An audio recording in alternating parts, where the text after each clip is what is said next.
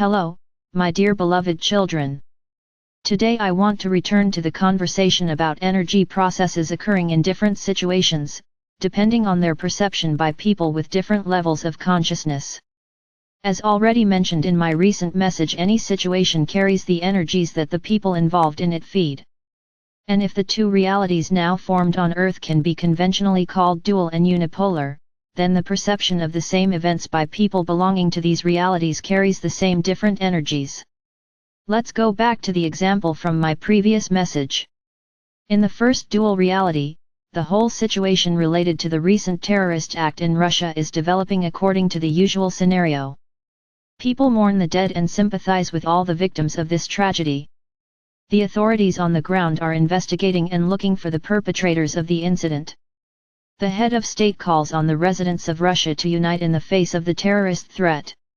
Western leaders send words of condolence on duty, although some of them are directly related to the organizers of this terrorist attack. At the same time, there is a full-scale flight analysis in all media, both official and unofficial. Different versions of what happened are put forward, a detailed analysis of events is made, and speculations of all kinds arise. There is more and more evidence of eyewitnesses, stories of victims and people who lost their relatives and friends in this tragedy. In other words, the country is immersed in an atmosphere of pain and suffering, aggression and condemnation for a long time. The thoughts of millions of people are busy with this event, which has become the main topic of all conversations and ongoing disputes. And what is happening at this time in another unipolar reality, into which a small part of the inhabitants of your planet has moved so far?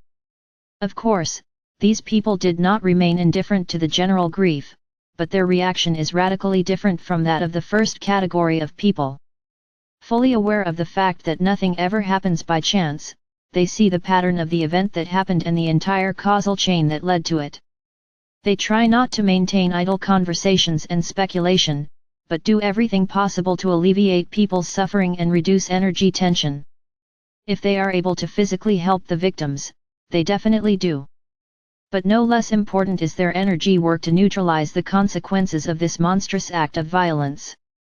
Many of them help the dead physically departed souls to find peace by opening the portals of light, thereby facilitating and accelerating their transition to the higher worlds.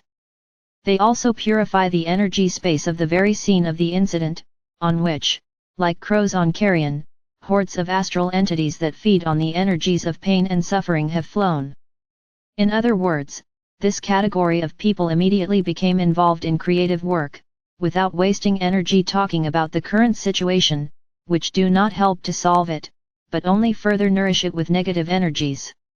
And this work is very effective, despite the fact that in quantitative terms there are much fewer such people than those who belong to the first category of inhabitants of your planet. We will stop there today. The Father Absolute, who loved you immeasurably, spoke to you.